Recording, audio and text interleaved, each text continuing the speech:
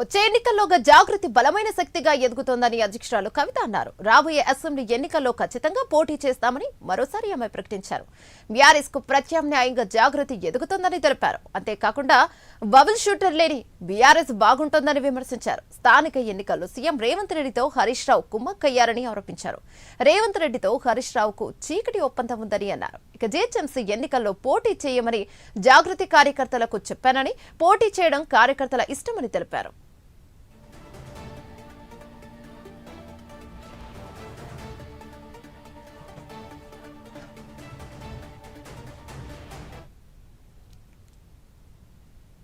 తాను బీఆర్ఎస్ పార్టీలోకి తిరిగి వెళ్లడం అసంభవమని జాగృతి అధ్యక్షురాలు కవిత అన్నారు. పప్పన్నం తిని పాదయాత్ర చేస్తామని, అదే తమ ఫిలాసఫీ అని చెప్పుకొచ్చారు. తనను అవమానకరంగా పార్టీ నుంచి సస్పెండ్ చేశారని అసహనాన్ని వ్యక్తం చేశారు. కేటీఆర్, హరీష్ రావులు కేసీఆర్ నీడలో పనిచేశారని, తాను మాత్రం ఇండిపెండెంట్ గా పనిచేశానని అన్నారు. హరీష్ రావుపై తాను చేసిన విమర్శలపై ఎందుకు స్పందించడం లేదో కేసీఆర్ ని అడగాలని అన్నారు.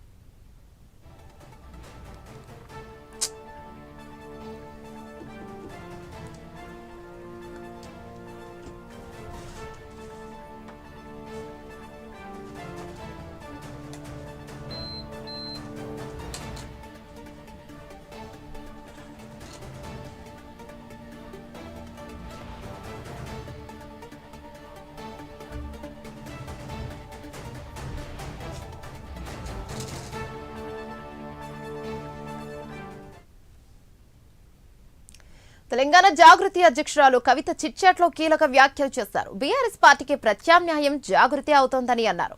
పార్టీ పరిస్థితి ఇలాగే ఉంటే బీఆర్ఎస్ మనుగడ కష్టమేనన్నారు. పాలమూరులో ప్యాకేజ్ అమ్ముకున్న హరీష్ రావుకు డిప్యూటీ ఫ్లోర్ లీడర్ ఇవ్వడం ఏంటని ప్రశ్నించారు. ఆయన ట్రబుల్ షూటర్ కాదు, బబుల్ షూటర్ అని విమర్శించారు. అసెంబ్లీలో అంత పెద్ద బాధ్యతను పిల్లకాకుల మీద వదిలేస్తే ఎలా అని కేసీఆర్ ను కవిత ప్రశ్నించారు.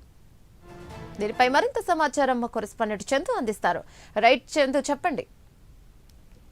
సింధు, ఈ రోజు శాసనసభ శాసన మండలి సమావేశాలు తిరిగి ప్రారంభమైన ఈ నేపథ్యంలోనే తన ఎమ్మెల్సీ పదవికి రాజీనామా కవిత చేశారు గత సెప్టెంబర్ 3వ తారీఖున. కాబట్టి ఇంతవరకు రాజీనామా ఆమోదించలేదు. ఈ నేపథ్యంలో ఆమె శాసన మండలి చైర్మన్ గుత్తా సుఖేందర్ రెడ్డిని కలిసి తన రాజీనామాను ఆమోదించాల్సిందిగా కోరేందుకు ఆమె మండలికి వచ్చారు. ఈ లోపల చైర్మన్ ఆ సభ నడిపిస్తున్నారు కాబట్టి ఆమె వెయిట్ చేశారు. కలిసి చిట్చాట్ కూడా చేశారు మీడియాతో. ముఖ్యంగా 4 నెలల నుంచి నా రాజీనామాను మండలి చైర్మన్ ఆమోదించడం లేదు, సభలో మాట్లాడే అవకాశం ఇచ్చి నా రాజీనామాను ఆమోదించాలని చైర్మన్ కోరుతానని మాట్లాడుతూనే ఆమె పాలమూరు రంగారెడ్డి ప్రాజెక్టు సంబంధించి ప్రభుత్వం ఏదైతే చెప్తుందో అదే వాదనను కరెక్ట్ అంటూ కూడా ఆమె చెప్పుకొచ్చారు. ముఖ్యంగా పాలమూరు రంగారెడ్డి సోర్స్ పాయింట్ విషయంలో తప్పిదం చేసింది హరీష్ రావు అంటే కూడా ఆమె మాట్లాడారు. ముఖ్యంగా కేసీఆర్ ను ముఖ్యమంత్రి రేవంత్ రెడ్డి కసబ్తో పోల్చడం తప్పు, కేసీఆర్ కూతురిగా నా రక్తం మరుగుతుందంటూ కూడా మాట్లాడారు. ముఖ్యంగా అసెంబ్లీలో ట్రబుల్ బబుల్ షూటర్ ను అంటే హరీష్ రావు ఉద్దేశించి కూడా ఆమె తీవ్ర వ్యాఖ్యలు చేశారు. అసెంబ్లీలో బబుల్ షూటర్ ను డిప్యూటీ ఫ్లోర్ లీడర్ గా నియమించడం ఏంటి, ప్యాకేజీలో అమ్ముకున్న బబుల్ షూటర్ ఏం మాట్లాడతాడు, ప్రాజెక్టులపై పిక్ వేస్తే దాని ముందు నేను హాజరై అన్ని వివరాలు చెప్తా, కేసీఆర్ అసెంబ్లీకి వచ్చి మాట్లాడితేనే బాగుంటుంది, కేసీఆర్ అసెంబ్లీకి వచ్చి నీటి ప్రాజెక్టులపై కూడా వివరణ ఇవ్వాలి, రాకపోతే బీఆర్ఎస్ ను కూడా ఎవరూ కాపాడలేరు, రానున్న రోజుల్లో బీఆర్ఎస్ మనగడ కష్టమవుతుంది అంటూ కూడా చెప్పుకొచ్చారు. ముఖ్యంగా ఆమె హరీష్ రావుకి డిప్యూటీ ఫ్లోర్ లీడర్ పదవి ఇవ్వడాన్ని మాత్రం తీవ్ర స్థాయిలో తప్పుపడుతున్నారు. ఎందుకంటే హరీష్ రావుకు ముఖ్యమంత్రి రేవంత్ రెడ్డి మధ్య మ్యాచ్ ఫిక్సింగ్ ఉంది, కావాలని వద్దరు కూడా డ్రామాలు ఆడుతారు. కాబట్టి ఖచ్చితంగా బీఆర్ఎస్ వాదన సమర్థవంతంగా వినిపించాలంటే కేసీఆర్ మాత్రమే సభకు రావాలి. పిల్ల కాకులతో అసెంబ్లీలో ఏం జరగదు, తప్పులు చేసిన వారు అసెంబ్లీలో ఏం మాట్లాడతారంటూ కూడా ఆమె హరీష్ రావు ఉద్దేశించే వ్యాఖ్యలు చేసుకొచ్చారు. మరోవైపు గ్రామ పంచాయతీ ఎన్నికల్లో అన్ని పార్టీలు కుమ్మక్కై పోటీ చేశాయి. పంచాయతీల గెలుపు విషయంలో బీఆర్ఎస్ కాంగ్రెస్ పార్టీ చెప్పేవన్నీ కూడా అబద్దాలే అంటూ చెప్పారు. అదేవిధంగా ఎంపీటీసీ జెడ్పీటీసీ ఎన్నికల్లో సర్పంచులు ఓటేసే విధానం తేవాలని కుట్ర ఈ ప్రభుత్వం చేస్తున్నట్టు కూడా ఆమె చెప్పారు. ఇక మరోవైపు ఏదైతే హరీష్ రావు లేని పార్టీ అయితేనే బాగుంటుంది బీఆర్ఎస్ అంటూ కూడా ఆమె చెప్పుకొచ్చారు. ముఖ్యమంత్రి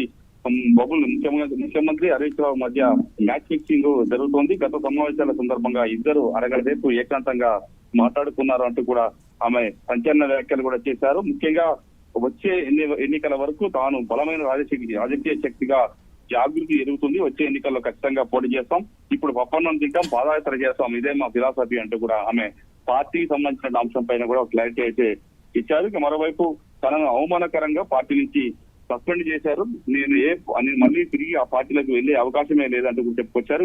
కేసీఆర్ నీడలో హరీష్ రావు కేటీఆర్ పనిచేశారు తప్ప తాను మొదటి నుంచి కూడా ఇండిపెండెంట్ గానే పనిచేశారన్నారు. ముఖ్యంగా తన వ్యాఖ్యలపై హరీష్ రావు స్పందించకపోవడానికి కారణం ఏంటో కేసీఆర్ ని అడగాలి, కేసీఆర్ ని కసంతో పోల్చడం దేశద్రోహం అంటూ కూడా చెప్పుకొని వచ్చారు. మొత్తంగా చూసినట్టయితే మొత్తం హరీష్ రావు టార్గెట్ గానే కవిత సార్ తన విమర్శలు చేశాక చాలా స్పష్టంగా అర్థమవుతుంది. ఆమె డిప్యూటీ ఫ్లోర్ లీడర్ పదవికి హరీష్ రావు అనర్హుడు అంటూ కూడా మాట్లాడుకొచ్చారు సింధు. Thank you Chandu.